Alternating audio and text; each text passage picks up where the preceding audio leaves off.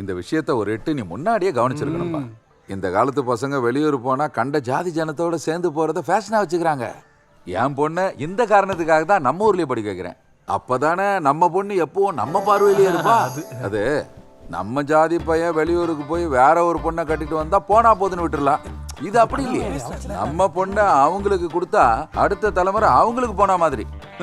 இதனாலதான் நம்மளோட ஜாதி ஜனம் இப்ப குறைஞ்சிட்டே வருது. கேளுங்க, நம்ம சமூகத்துல இருக்கிற ஒரு பொண்ணை வேற ஒரு சமூகத்துக்கு கட்டி கொடுத்தோம்னு வச்சுங்க, 10 தலைமுறை ஆனாலும் அந்த நாத்தம் போகவே போகாது. நான் என்ன பண்றது குருப்பண்ணா? அவ அடம் பண்றா. அந்த பையனோட வீட்டு ஆளுங்களாம் இங்க வந்தாங்க. அவங்களுக்கு ஓகே தான். கல்யாணம் பண்ணி வைப்பீங்களா தான் அவங்க கேக்குறாங்க. அப்புறம்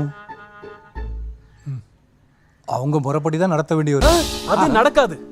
இந்த மாதிரி ஜாதி விட்டு ஜாதி கல்யாணம் பண்றதை நாங்க ஆதரிக்கவே மாட்டோம். அவங்க நம்ம வழிக்கு வரணும், இல்லைன்னா அவங்க வழிக்கு நாம போகணும். இதையும் மீறி நீங்க நடத்தணும்னு நினைச்சீங்கன்னா அதுக்கு ஒரு காலம் நம்ம சங்கம் ஒத்துக்காது. என்ன பிரசிடென்ட் சார்? செக்ரட்டரி சொன்ன மாதிரி நாங்க இதுக்கு ஒருபோதும் ஒத்துழைக்க மாட்டோம். மனு, என் பெரிய பொண்ணோட கல்யாணத்தை சமுதாயம், குடும்ப பேக்ரவுண்டு இதெல்லாம் நல்லதெல்லாம் பார்த்து நீங்க தானே கல்யாணம் பண்ணி வச்சீங்க. கடைசியில் என்னாச்சு? அதான் அந்த படுபாவி பையன் என் பொண்ணை டிவோர்ஸ் பண்ணிட்டு போயிட்டான். டிவோர்ஸ் ஆனா என்னண்ணே? அதான் நாங்க அதுக்காக நஷ்டஈடு வாங்கி கொடுத்துருக்கோம்ல. பாயிண்ட். கல்யாணம் முடிஞ்ச பிறகு அவங்க பெங்களூருக்கு போயிடுவாங்க. ஓ, எல்லாம் ஒண்ணு கூடி பேசிட்டு கடைசியா எங்களை கூப்பிடுறீங்க. பிரசிடென்ட் சார் கிளம்பலாம். நாங்க வரோம்பா. ஐயோ, எல்லாரும் கொஞ்சம் நில்லுங்க. எப்படி இருந்தாலும் என் கல்யாணத்துக்கு நீங்களா வர மாட்டீங்களே. ஸ்வீட்ஸ் எடுத்துக்கோங்க.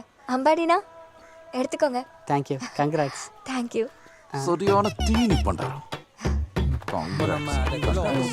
பேசி முடிச்சிடலாமா? காஜு பர்ஃபி எப்படியா? உன் காஜு பர்ஃபி தூக்கி குப்பையில போடு. வண்டி எடுறா.